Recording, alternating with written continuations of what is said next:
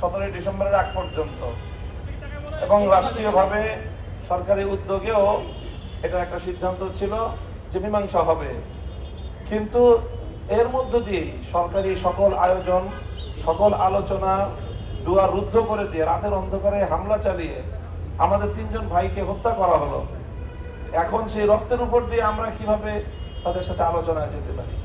এই জন্য আমরা বলছি বারবারই যে আলোচনার জন্যই তো আমরাই উদ্যোগ নিয়েছিলাম এবং আমরা এখনো আলোচনা চাই। কিন্তু কথা হলো যে হত্যাকাণ্ডের বিচার তো করতে হবে। হত্যাকাণ্ডের বিচার না করলে বারবার একই ঘটনা ঘটছে। 2018 সালে 5,000 লোক সেখানে আহত হয়েছে, সেখানে প্রাণহানি ঘটেছে। আবারও 2024 সালে একই ঘটনা ঘটলো।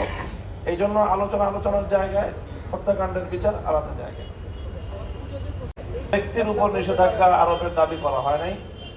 আমরা সাদপন্থীদের যে সামষ্টিক যে সাংগঠনিক যে কার্যকলাপ, তারা সম্মিলিত যে কার্যকলাপ পরিচালনা করছে, যাদের আয়োজনে হামলা হত্যাকাণ্ড সংঘটিত হয়েছে, সেটাকে নিষিদ্ধ করার দাবি জানাচ্ছি।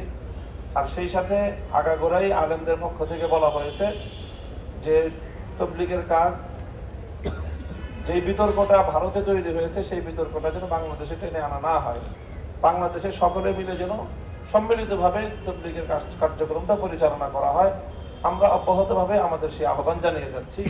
এখনো যারা ওখানে বিচ্ছিন্নভাবে কাজ করছে তাদের প্রতি আমাদের উদাত্ত আহ্বান যে এখানে তবলিগের শীর্ষ মুরব্বীরা, আলেম ওলামা যারা তবলিগে আগাগোড়াই নেতৃত্ব দিয়ে থাকেন, যারা আলেম না তারা আলেমদের থেকে নেতৃত্ব থেকে বিচ্ছিন্ন হয়ে তারা ভারতের একজন লোকের বিতর্কিত সিদ্ধান্তের অনুসরণ করছেন বলেই এই বিভক্তিটা তৈরি হয়েছে। কাজেই ভারতের বিষয়টা ভারতে রেখে বাংলাদেশের সকলে যদি মিলেমিশে কাজ করে তাহলেই কিন্তু সমস্যার সমাধান হয়ে যায়।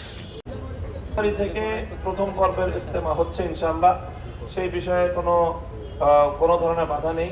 তার কার্যক্রম ইনশাআল্লাহ প্রস্তুতি চলছে এবং আরো পুরোদমে শুরু হয়ে যাবে।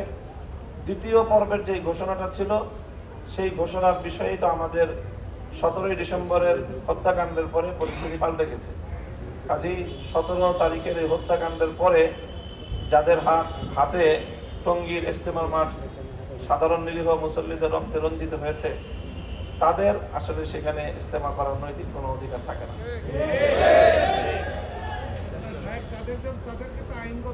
এর বিরুদ্ধে আইনানুগ ব্যবস্থা নেওয়া হয়, তো হত্যাকারী আবার কিভাবে ইজতেমা করে সেটা প্রশাসনের কাছে আমরা দাবি জানাচ্ছি। জি, থ্যাংক ইউ সকলকে, ধন্যবাদ। জাযাকুমুল্লাহ।